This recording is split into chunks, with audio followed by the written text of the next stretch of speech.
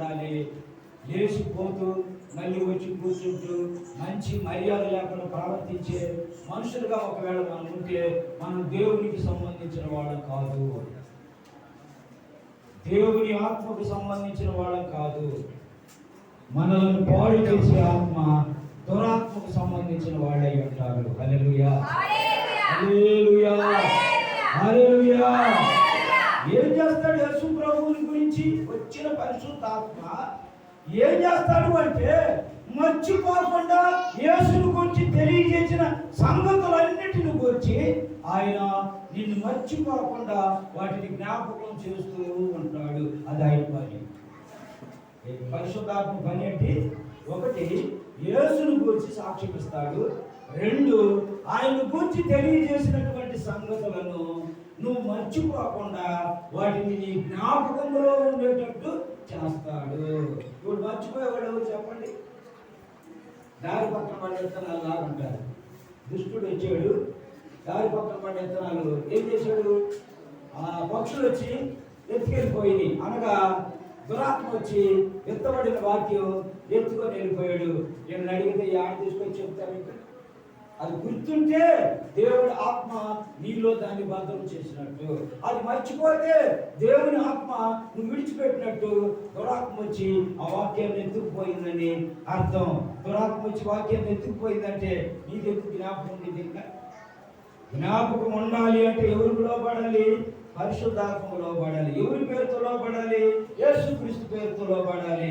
కానీ దేవుని యొద్ద నుండి పంపబడిన ఆ ఆత్మను నువ్వు గౌరవించకపోతే, ప్రేమించకపోతే, లోబడకపోతే నిన్ను ఏమాత్రం స్వర్గానికి, పరలోక రాజ్యానికి నిన్నేమాత్రం సిద్ధపరచడు.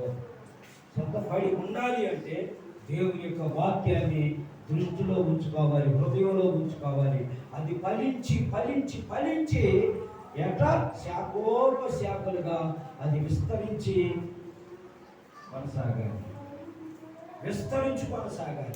ఎక్కడ ఆగుదల దొరకదు. ఆ పరిశుద్ధాత్మలో నీలమైపోయిన వ్యక్తి అంచెలంచెలుగా ఆశీర్వదించబడతాడే తప్ప ఏమాత్రం శాపగ్రస్తుడిగా కానీ బలహీనుడిగా కానీ ఏమాత్రం ఉండరు. బలహీనమైనటువంటి ఆత్మను నేను నీకు ఇవ్వలేదు అన్నాడు. దురాత్మను నేను నీకు ఇవ్వలేదు అన్నాడు. చెడ్డ మనసులు కలిగించే ఆత్మ నేను నీకు ఇవ్వలేదు అన్నాడు. మరి ఏ ఆత్మ ఇచ్చాడు? ఇంద్రియ నిగ్రహం కలిగిన పరిశుద్ధాత్మని, దేవుని ఆత్మని నీకు ఇచ్చాడు. ఆమేన్, హల్లెలూయా. ఆ పరిశుద్ధాత్మలో నువ్వు నీలమై ఉండాలి అంటే చెప్పిన వాక్యము మనసులో ఉండిపోతే, జ్ఞాపకార్థంగా ఉండిపోతే, ఏ మాత్రం మర్చిపోయే స్థితిలో నువ్వు ఉండవు. ఉంటే ఒకవేళ దేవుని ఆత్మలో నువ్వు లేవు అన్న సంగతి నువ్వు గ్రహించాలి. దేవుడు చెప్తున్నాడు, తండ్రి యొద్ద నుండి పంపబడిన ఆదరణకర్త యేసుని గురించి సాక్ష్యం ఇస్తాడు. నెంబర్ 1 మొట్టమొదటి మాట. నెంబర్ 2, యేసుని గురించి చెప్పిన ఈ బోధ మర్చిపోకుండా అది జ్ఞాపకంలో ఉంచేటట్టు తన వంతు తను ప్రయాసపడుతూ ఉంటాడు. ఆయన ఉన్నాడు అంటే నీలో ఆయన నిన్ను జ్ఞాపకంలో పెట్టుకున్నాడని అర్థం. ఆయన మాటలు మర్చిపోకుండా చేసాడని అర్థం. ఆయనతో నీకు సంబంధం ఉందని గుర్తుకు చేస్తున్నాడు అని అర్థం. ఆ మహాదేవుడు నిన్ను స్వర్గానికి నడిపించాలని, పాతాళము నుండి అనగా నరకము నుండి నిన్ను తప్పించి దేవుని యొక్క ఆత్మలో నీలమైపోయి జీవించేటట్టు ఆయన సిద్ధపరచడానికి ఈ లోకానికి పంపబడ్డాడు. ఆ పంపబడిన ఆత్మ పరిశుద్ధాత్మ, పాపము లేని ఆత్మ. ఇంకొక మాట చెప్పనా?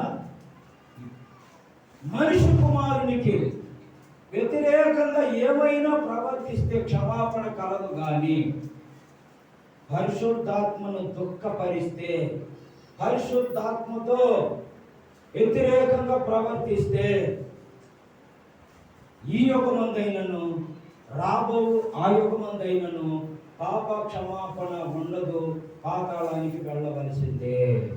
ఇక్కడ అర్థం చేసుకోండి. భాషలు మాట్లాడుతున్నారు అంటే ఆశ్చర్యంగా చూడాల్సిన పని లేదు.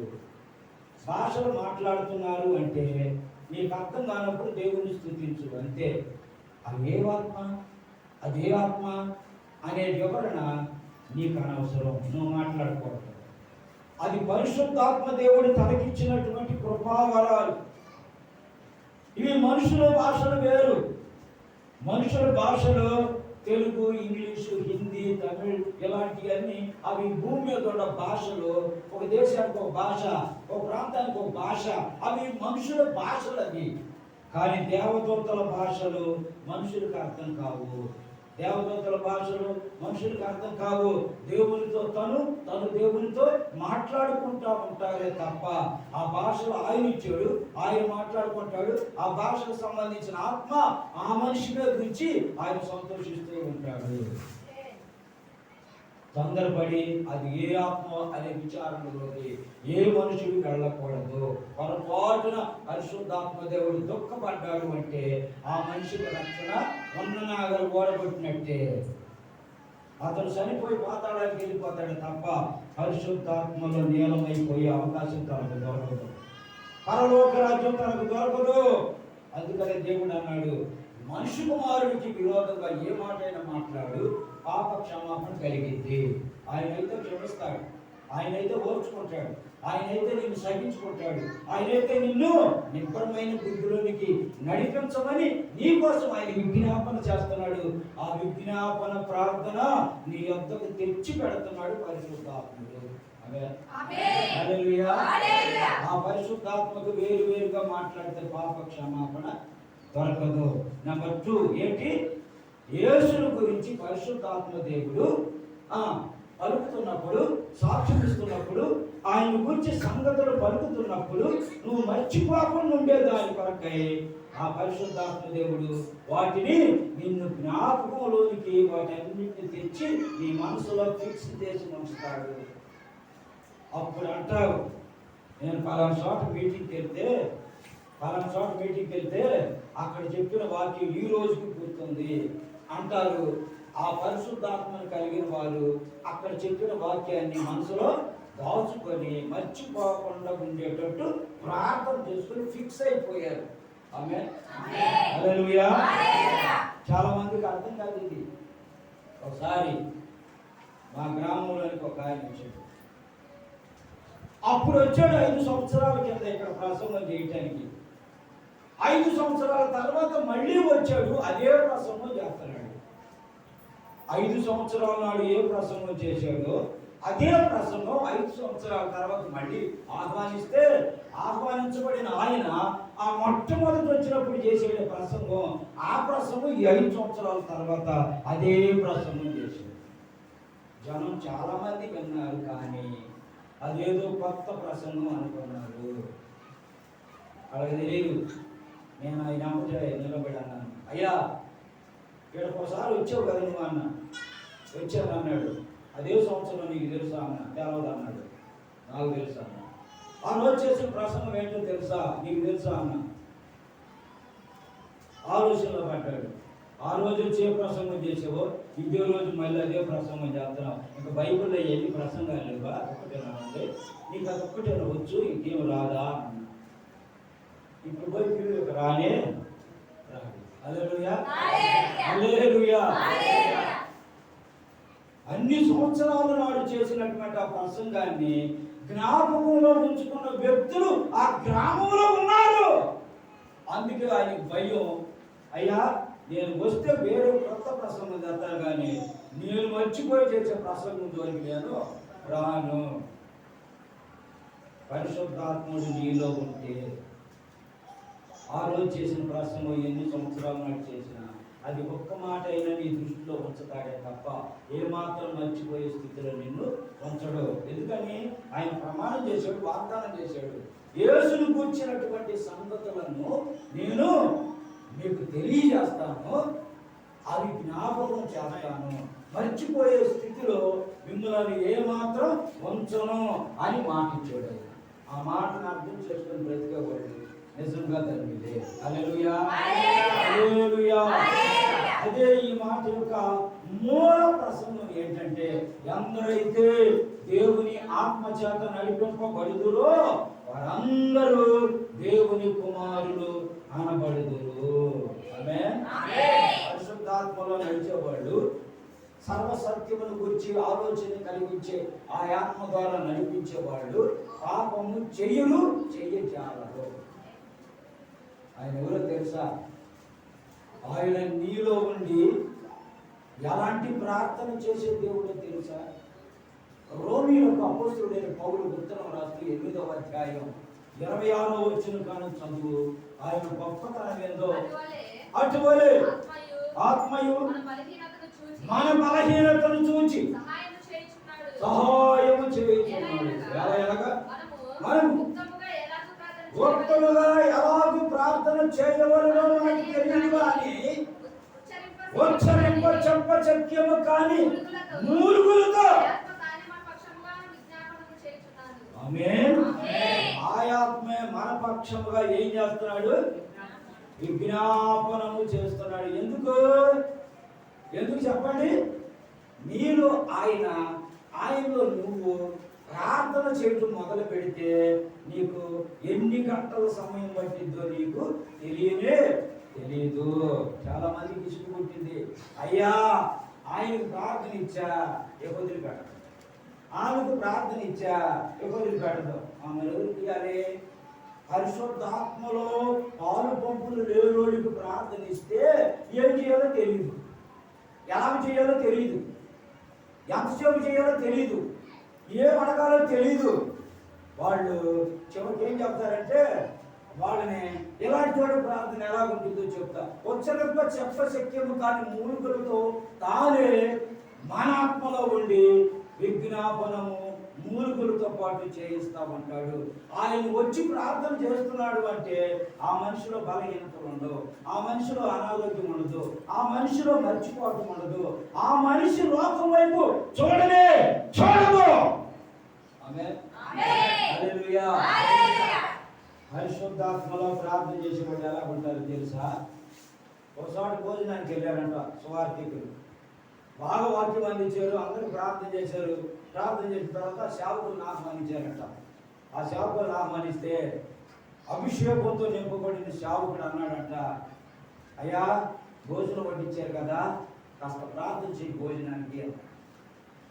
ఆ అభిషేకం లేనటువంటి ఆ వ్యక్తి ప్రార్థన చేస్తున్నాడు. ఏమని తెలుసా? భోజనం పరిశుద్ధపరచబడటానికి ప్రార్థన చేయమన్నాడు దైవ సేవకుడు. ఈయనేం చేస్తున్నాడు? దేశాన్ని అంతా కాపాడమని అడుగుతున్నాడు. ఎడే చేయమన్న ప్రార్థన ఏంటి? భోజనానికి పరిశుద్ధంగా ఉండే దానికోసం, ఈ ఆహారాన్ని తినే వ్యక్తికి అనారోగ్యం రాకుండా ఉండే దానికోసం ఎలాగనగా అది వాక్యం వలన ప్రార్థన వలన పరిశుద్ధపరచబడుతుంది అని ఆ భావాన్ని ఉద్దేశించి ప్రార్థన చేయమని దైవ సేవకుడు చెప్తే ఈయన ఆ ప్రజల్ని రక్షించమంటున్నాడు, కరోనా వ్యాధిని కాపాడమంటున్నాడు, ఆ రోగాల నుండి కాపాడమంటున్నాడు. ఈ భోజనం సంగతి ఇంకా ఎత్తలా చివరిలో చెప్తాడు. ఈ లోపు ఏం చేసింది? కుక్క వచ్చింది. వీళ్ళందరూ కళ్ళు మూసుకొని ఉంటే ఆ కుక్క తినడం ప్రారంభించింది. ఈ ప్రార్థనకి కుక్కలు తినేటువంటి సిద్ధమైంది. అర్థమైందా? పరిశుద్ధాత్మ దేవుడు క్రమబద్ధంగా పని చేయవాడు. ఆమె పాట పాడమని చెప్తే దానికి ముందుగా సాక్షి చెప్తారు కొంతమంది. ఇది పాడమంది ఏంటి? పాట. ఈ సాక్షి పని ఏంటి? సాక్షి చెప్పలేదు కదా. నువ్వు సాక్షి చెప్పకుండా రమ్మన్నా, ప్రార్థన చేయమని రమ్మన్నాడా? ప్రార్థన చేయమని రమ్మంటే ప్రార్థనే చేయదు, పాట పాడతాను రమ్మంటే పాటే పాడాలి. 4 మాటలు కృతజ్ఞత పూర్వకముగా, కొన్ని మాటలు వాళ్ళకి కొన్ని ఎంకరేజ్మెంట్గా, వాళ్ళు గ్రహించే వ్యక్తులుగా సంతోషించేటట్టు హ్యాండ్స్ ఆఫ్ థ్యాంక్స్ కొన్ని మాటలు చెప్పాడంటే అయ్యే చెప్పాలా. ప్రసంగం తీసుకొని గంట దేవమని కాదు. అదే క్రమం లేని మనుషులు ఇవ్వకుండా మనస్తత్వం. పాట పాడమంటే పాటే పాడాలి. క్లుప్త ప్రార్థన చెయ్యంటే క్లుప్త ప్రార్థనే చెయ్యాలా. పెళ్లి కార్డు తీయమని అంటారు, పెళ్లి కార్డు అంటారు. వాళ్ళు దైవ సేవకులు వచ్చి ఆ వధువు వరుడు నూతన దంపతులు వాళ్ళందరూ నిలబడ్డారు కనుక వాళ్ళ కోసం ప్రార్థన చేయాలి కాబట్టి అంటప్పుడు ఈ సేవకులు అందరూ వెళ్తారు. వాళ్ళకి గుర్తుండింది. వాళ్ళు ఎక్కడెక్కడ మర్చిపోతారు, ఏమేమి ప్రార్థన చేస్తారో తెలుసుకోవడం కోసం మౌతి చేయమంటారు తెలుసా? చెవులు చెప్తారు క్లుప్త ప్రార్థన చెయ్యాలి. ఆ మాట చెప్పలేదు అనుకో, ఏ ప్రార్థన అనేది? విజ్ఞాపన ప్రార్థన. ఏ ప్రార్థన ఏది? విజ్ఞాపన ప్రార్థన ఏదంటే విజ్ఞాపన ప్రార్థనలో అందరూ మేలు కోరాలి. క్లుప్త ప్రార్థనలో వచ్చినటువంటి వ్యక్తులకి నువ్వు వచ్చావు కదా, పెళ్లికి ఆహ్వానించబడ్డావు కదా, ఆ కార్యక్రమం నిమిత్తమే వాళ్ళ ఆశీర్వాదకరంగా వాళ్ళు ఉండేటట్టు నువ్వు ప్రార్థన చేయాలి. అది క్లుప్త ప్రార్థన. ఒకటి చెబితే అది పరిశుద్ధాత్మ కాదు. వ్యతిరేకం చేసే ఆత్మ ఏ ఆత్మ చెప్పండి?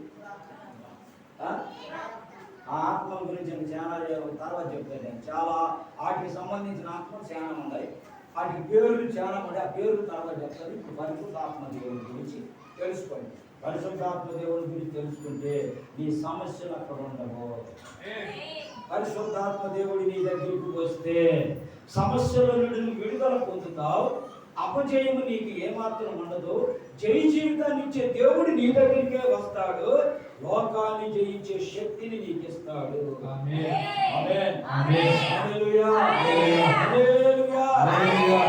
పరిశుద్ధాత్మ లేని వాళ్ళు అందరూ, సర్వశక్తిలో ఉన్న నడవని వాళ్ళు అందరూ ఒక చోట ఒక దైవజనుడు ఒక ఇద్దరు కలిసి సువార్త ప్రకటించడానికి వెళ్ళారు. ఒక గ్రామం వెళితే అక్కడ ఏం జరిగిందో తెలుసా? ఆ ఊళ్ళో గొలియాతు ఎంత ఉంటాడు? గొలియాతు ఎన్నడు వినండి. హల్లెలూయా, హల్లెలూయా.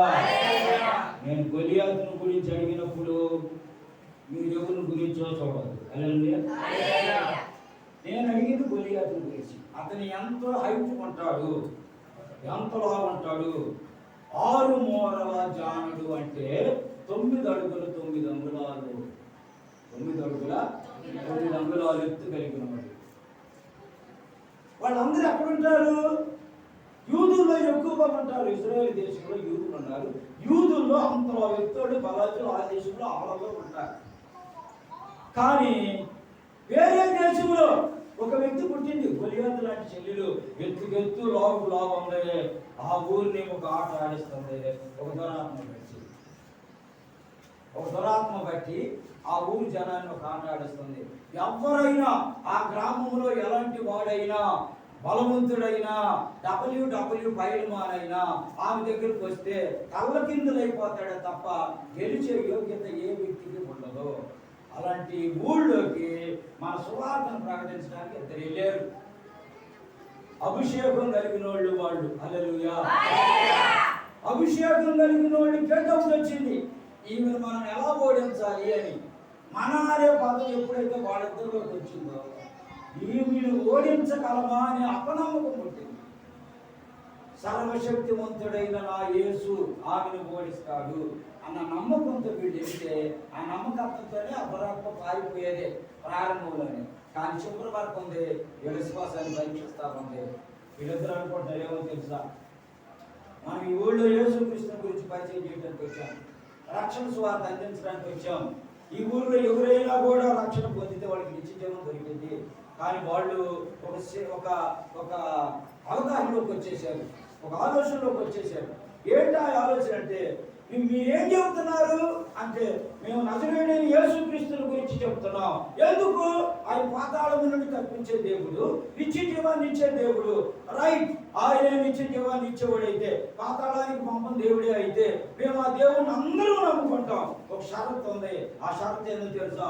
మా ఊళ్ళో ఒక ఆమెకి దయ్యం పట్టింది, ఆమెను వదిలిస్తే మేమందరం కలిసి మిమ్మల్ని ఆటంకపరచాలని వచ్చినటువంటి మా 100 మంది మనుషులకి యేసు ప్రభువుకు లోబడతాం, అక్కడే సాక్ష్యం ఇస్తాం, మేము దేవునికి లోబడిపోతాం, మారు మనసు పొందుతాం అని ఒక వడంబడికలోకి వచ్చేసారు. వాళ్ళు అలాగ అడిగారు, వీళ్ళు ఒప్పుకున్నారు, ప్రార్థన చేయడం మొదలు పెట్టారు. ఇప్పుడు అనుకుంటున్నారు వీళ్ళిద్దరు ఏమని తెలుసా? 100 మంది మనుషులు వాళ్ళు ఇద్దరమే మనం. ఈ దురాత్మ ఈ సమయంలో మనం ప్రార్థన చేస్తూ పోకపోతే 100 మంది చేతులు ఏమైపోతాం? 100 మంది చేతులు ఏమైపోతాం? ఏ కాలు కాలు, ఏ మూలుగుతో మూలుగు, కండ ఏమాత్రం మన శరీరంలో పంచుకుంటారు వాళ్ళు. అయితే మనం ఒకటి చేద్దాం, ప్రార్థన చేద్దాం వీలైనంత వరకే. అయితే పోతే సరే, కాకపోతే మనకు అంతకుముందే కరాటే కొద్దిగా నేర్చుకొని ఉండగా ఆ కరాటే దెబ్బలు ఉపయోగిద్దాం, అట్టన్న పోయిద్దామని మానవ ఆలోచన ప్రకారంగా ఎప్పుడైతే సిద్ధపడ్డారో దురాత్మకు బాగా చోటు చెప్పింది. ఏళ్ళ దెబ్బకి వీళ్ళు మనోళ్ళే, ఇంకా ఏళ్ళ దెబ్బకి మనం ఇంకా పోయేదేమి లేదు, వాళ్ళని ఒక ఆట ఆడుకోవచ్చు అనుకుంది ఆ సాతాను. కానీ వీళ్ళు ఎప్పుడైతే యేసుక్రీస్తు నామములో మోకరించి ప్రార్థన చేసి పరిశుద్ధాత్మ దేవుడిని రమ్మని అడిగారు, పరిశుద్ధాత్మ దేవుడు వచ్చి ఎప్పుడైతే వీళ్ళిద్దరి మీద బకెట్ నీళ్లు పోసినట్టుగా కుమ్మరించి ఆ కుమ్మరింపు ఆత్మలో వాళ్ళలోకి వచ్చి నివసిస్తూ కనబడేటప్పుడు కల్లా ఆ దురాత్మ పసిగట్టింది. పరిశుద్ధాత్మ దేవుడు వచ్చాడు, ఇక నాకు గెలుపు అనేది లేదు. అచ్చం నేనైతే తొలిసేవాడినే, ఆయన వచ్చాడు కనుక మన వల్ల కాదు. అయితే ఆయన రాకముందు వీళ్ళ మాటలు ఎలా పడి చెప్పనా, వీళ్ళు ఏమనుకున్నారు, ప్రార్థన చేద్దాం, వదిలిందో సరే ఉంది, వదలలేదనుకో కరాటీ చేద్దాం, కరాటీ కూడా పోలేదనుకో 100 మందికి దొరకకుండా మనం పరిగేసిన పరుగులన్నింటినీ జ్ఞాపకం చేసి మనమే పరిగెడతాం అనుకున్నారు. వీళ్ళకి పిరికితనం కలిగినటువంటి ఆత్మ వీళ్ళలోకి వచ్చి నివసిస్తూ ఉండగా పరిశుద్ధాత్మ దేవుడు దుఃఖపడతా ఉన్నాడు. అక్కడ వీళ్ళు అంటున్నారు, నజరేయుడైన యేసుక్రీస్తు నామములో ఏయ్ దురాత్మ పో ఈవుల నుండి అంటే ఆమె ఎలా ఉందో తెలుసా, ఐదు మామూలుగా తీసి దోపింది గొడ్లో. దురాత్మ పో అనేది ఏం చేసింది, 5 తిరిగి వచ్చి గొడ్లో దోపేసింది. అంటే ఫైటింగ్ సిద్ధంగా ఉందని అర్థం. వాళ్ళకి డౌట్ వచ్చింది, బొమ్మంటే ముడేసుకుంటుంది ఏంటి అని. మళ్ళీ ప్రార్థన చేశారు, ఏ దురాత్మ నజరేయుడైన యేసుక్రీస్తు నామములో పో అని మళ్ళీ అనేకి కిందకి ఆలాడే చెంగును మొత్తం తీసి గోసిపడి పెట్టేసింది. ఏది బొమ్మ అంటే ముడేస్తుంది గోసి పెడుతుంది ఏంటని వాళ్ళకి డౌట్ వచ్చింది. ఇక కరాటీ తప్పదు, దానికి కూడా లొంగినా సరే పరిగెత్తడం తప్పదు అని అనుకున్నాడు.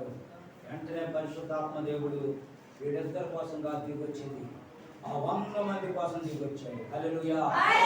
ఆ పరిశుద్ధాత్మ దేవుడు ఎప్పుడైతే వీళ్ళ మీదకి బకెట్ నీళ్లు కుమ్మరించినట్టుగా వాళ్ళ మీదకి పరిశుద్ధాత్మ దేవుడు వచ్చి ఆ వ్యక్తి ఆ శక్తిగా మారి వాళ్ళ మీదకి వచ్చి నిలబడేలేకి అక్కడ దురాత్మ మోకాళ్ళు వేసి, ఏయ్ లోకరక్షకుడైన యేసుక్రీస్తుని పరిచయం చేయడానికి మీరు వచ్చారు, ఆ పరిచయం చేసే యేసుని గురించి సాక్ష్యం ఇచ్చే ఆ పరిశుద్ధాత్మ మీలోకి వచ్చాడు. మిమ్మల్ని బట్టి కాదు నేను మోకాళ్ళు వేసింది, మీలో పరిశుద్ధాత్మ దేవుడు ఉన్నాడు కనుక నేను గెలిచే శక్తి నాకు లేదు. నిజమైన దేవుడు, లోకరక్షకుడు, ఆ పాపము లేని దేవుడు, ఆ నజరేయుడైన యేసుక్రీస్తే అందరికి ప్రభువు అని సాక్ష్యం ఇచ్చింది దురాత్మ. అంతేనా? అంతేనా? అంతలా గొప్ప సాక్ష్యాన్ని దేవుడు ఇస్తే హల్లెలూయా అంటాం, దేవునికి స్తోత్రం అంటాం లేదు. ఎందుకని పొద్దున్నే ఆత్రంగా ఏమన్నా వేసేది, పొద్దున్నే ఆత్రంగా ఏమన్నా వేస్తే స్తోత్రాలు రావు. హల్లెలూయా హల్లెలూయా హల్లెలూయా హల్లెలూయా హల్లెలూయా. 2 చేతులు లేపేవాళ్ళే, 2 చేతులు లేపేవాళ్ళే చలించు మనుషులు, అంటే జీవంతో ఉన్నవారని అర్థం. ఒక చేయి లేపితే ఒకటి ఒక పార్టీషన్ పని చేయట్లేదని అర్థం. అర్థమైందా? అర్థమైందా? ఓస చేయగలవాడు ఒకడు ఉన్నాడు, ఓస చేయగలవాడు ఒకడు ఉన్నాడు అంటే అప్పుడు అర్థమైంది 2 చేతులు పోయినాయనే ఒక చేయి పోయిందనే. మరి ఒక చెయ్యి ఎందుకు పోయిందంటే ఓస చెయ్యది, అది పనికిరాని చెయ్య, దేవునికి హల్లెలూయా చెప్పని చెయ్య, వేదలకు కానుకే పని చెయ్య, ధర్మం చెయ్యని చెయ్య. ఆ చెయ్య మేలు కోసం ఉపయోగపెట్టకపోతే ఆ చెయ్యి ఏమైపోయిందంటే ఓస చెయ్యి అయిపోయింది. ఇప్పుడు మన 2 చేతులు మంచిగా ఉండాలంటే దేవునికి స్తోత్రం చేయలేద్దామా? హల్లెలూయా హల్లెలూయా. జీవం మీలో ఉందా అంటే ఆదమరిచేదా? ఆదరణకి అంత కదా వచ్చింది, ఆదమరిచేది. హల్లెలూయా హల్లెలూయా. వెంటనే ఆ దురాత్మ మోకాళ్ళు వేసి సాక్ష్యం ఇచ్చింది. బకెట్ నీళ్లు ఎప్పుడైతే పైన కొమ్మరింపబడ్డాయో వాళ్ళకి తెలీదు, నీళ్లు పోసినట్టుగా ఉంది, ఆ నీళ్లు సామొక్కట్లేదు. ఆ పరిశుద్ధాత్మ దేవుడు నీలోకి వస్తే ఆ నీళ్లతో నింపబడిన అనుభవం నీలో ఉంటుంది. ఆమేన్. ఆ అద్భుతమైనటువంటి శక్తి నీలోకి వచ్చి కూర్చుంటుంది. అప్పుడే నువ్వు మాట్లాడే మాట, నువ్వు పలికే మాట నీ జీవితంలో కూడా వెలువడుతున్నప్పుడు పరిశుద్ధాత్మ దేవుడు ఆ మాటను బట్టి నీరు కట్టుతాడు. ఆ వ్యక్తి ఆకర్షించబడతాడు, ఆ వ్యక్తి రక్షించబడతాడు, ఆ వ్యక్తిలో పాపం ఉండదు, ఆ వ్యక్తిలో దిగులు ఉండదు, ఆ వ్యక్తిలో చింత ఉండదు. ఆయన నీలో ఉంటే ఏ చింత నీలో ఉండదు, ఏ బాధ నీలో ఉండదు, ఏ వ్యాధి నీలో ఉండదు, ఏ శోధన నీలో ఉండదు. ఆయన నీలో ఉంటే సమస్తము చక్కపరిచి నిన్ను సిద్ధపరుచుకుంటాడు. ఇక్కడ అన్నాడు ఏమని తెలుసా? ఆ ఇందాక చదివారు కదా, వచ్చే రంప చెప్పశక్తిలో కానీ మూలుగులతో ఆయనే మన ఆత్మలో ఉండి ప్రార్థన బలంగా చేస్తాడు అని ఉంది. తర్వాత ఏమనుంది? మరియు హృదయములను పరిశోధించువాడు ఆత్మ యొక్క మనసు ఏదో ఎరుగును. ఎలాగనగా మనము దేవుని చిత్త ప్రకారము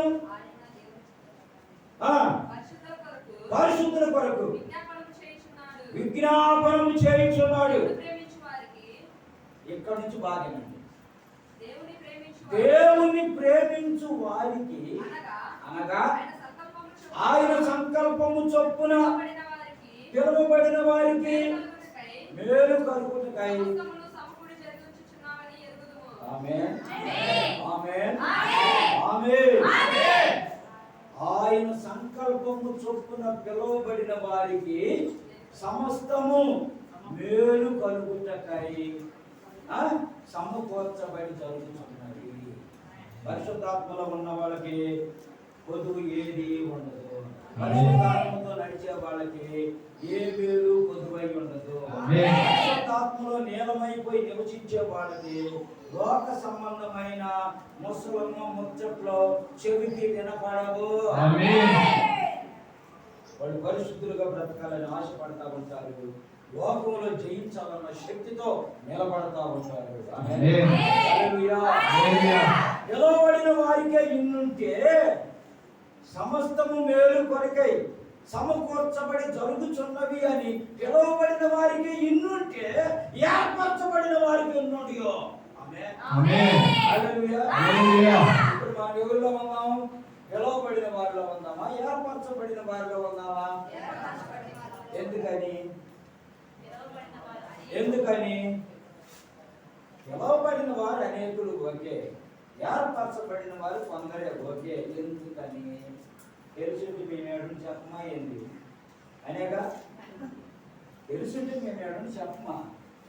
ఎందుకనంటే పిలువబడిన వారికి మేలు భూమి మీద బ్రతికినంత కాలము వారికి మేలు కలుగుతూ ఉంటాయి. వీడు రెండవ స్టెప్. పిలువబడిన వారు రెండవ స్టెప్. పిలుపును అందుకోకుండా సాకులు చెప్పేవాడు మొదటి స్టెప్. యేసు ప్రభు అన్నాడు కదా, నేను ఒక విందు సిద్ధపరిచాను, పోయి వాళ్ళ కబుర్లు చెప్పిరా, భార్యాభర్తలకు కబుర్లు చేసిరా.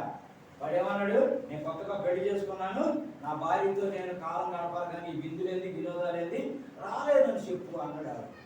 ఇంకోటి పోయి చెప్పమన్నాడు. వాడు ఏమన్నాడు? ఓ జాత ఎద్దులను కొనుక్కున్నాను, నాకు వ్యవసాయ పని ఎక్కువగా ఉంటే ఇప్పుడు విందేంద్రా అనేది వాడు అన్నాడు. ఎలాంటి సాకులు చెప్పారు వీళ్ళు? అసలు భోజనాల గురించి విందుల గురించి మాట్లాడి పిలిస్తే పిలుపుని అర్థం చేసుకోలేక ఆగిపోయారు వాళ్ళు. వాడు మొదటి స్టెప్. రెండో స్టెప్ పిలిచినంటే వచ్చారు, వీళ్ళు పిలువబడిన వారు. రెండో స్టెప్. మూడో స్టెప్ ఏర్పరచబడిన వారు. మూడో స్టెప్ అర్థం ఏంటో తెలుసా? ఇహమందు పరమందు 100 రెట్లు వర్ధిల్లే వాళ్ళు. పరిశుద్ధాత్మలో నిత్యము నీలమైపోయి ప్రార్థన చేసేవాళ్ళు, సర్వసత్యాన్ని తెలుసుకునేవాళ్ళు. ఆ ఏర్పరచబడిన వారి యొక్క అనుభవం ఈ మూడో స్టెప్లో కనపడింది. చూడండి, మూడో స్టెప్. ఏమి? ఆ పరిశుద్ధాత్మలో నీలమైపోయిన వారు ఏం చేస్తారు? ఎవరిని అడుగుతారు? ఎలా ప్రార్థన చేస్తారు? 16వ అధ్యాయం యోహాను సువార్త 16వ అధ్యాయం 13వ వచనం చూడు.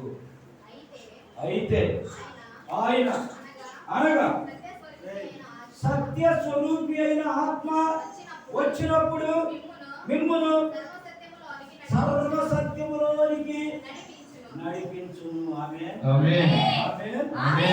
సర్వ సత్యములో గుండా నడిచే వాళ్ళు ఎక్కడుంటారమ్మా? పరలోక రాజ్యంలో ఉంటారా, పాతాళంలో ఉంటారా? వీళ్ళెవరు? ఏర్పరచబడిన వారు. ఏర్పరచబడిన వారు ఎలా ఉంటారు? సర్వ సత్యాన్ని తెలుసుకుంటారు, నిత్య జీవానికి సిద్ధపడతారు, దేవునిలో నీలమైపోయి ఉంటారు, దేవుని అడుగుజాడల్లో నడుస్తూ ఉంటారు. ఆయన ఆత్మను ఏమాత్రము దుఃఖపరచకుండా జీవిస్తూ ఉంటారు. వాడెవరో తెలుసా? సర్వ సత్యములో గుండా నడిపించబడేవారు.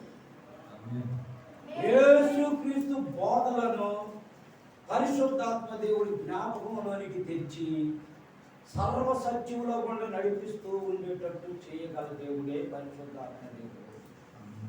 ఆయన యేసుని గురించి చెప్తాడు, నిన్ను జ్ఞాపకంలో ఉంచుతాడు, నీకు ఈ సత్యం అర్థమయ్యేటట్టు బోధిస్తాడు, నిన్ను కుడికైనను ఎడమకైనను తొలగకుండా నిన్ను నడిపిస్తూ ఉంటాడు. కుడికి ఎడమకైన తొలగబడేవారు, కుడికి ఎడమకు తొలగబడేవారు కాసేపు దేవుల్లో ఉంటారు, కాసేపు లోకంలో ఉంటారు. ప్రార్థనకు వచ్చినప్పుడు భక్తులాగా ఉంటారు, ఇంటికి పోయిన తర్వాత విశ్వాసులాగా ఉంటారు. ఇంటికి పోయినాక ఎట్లుంటారు? విశ్వాసులాగా ఉంటారు. అది ఎవరికి తెలుసు? ఎవరికి తెలిసి సంగతి? సంఘములో స్త్రీ మౌనముగా ఉండాలి అని చెప్పేవాడికి తెలిసి సంగతి. సంఘంలో స్త్రీ మౌనం ఉండాలి. సమాజంలో సంఘం అంటే చర్చి, చర్చిలో మౌనం ఉండాలి. ఓకే, మరి సమాజంలో అంటుంటారా? సమాజంలో కూడా దేవునికి మహిమార్థంగానే ఉండాలి. హల్లెలూయా. చర్చిలో ఎలా ఉండాలి? సంఘములో మౌనం ఉండాలి. సమాజంలో ఎలా ఉండాలి? అక్కడ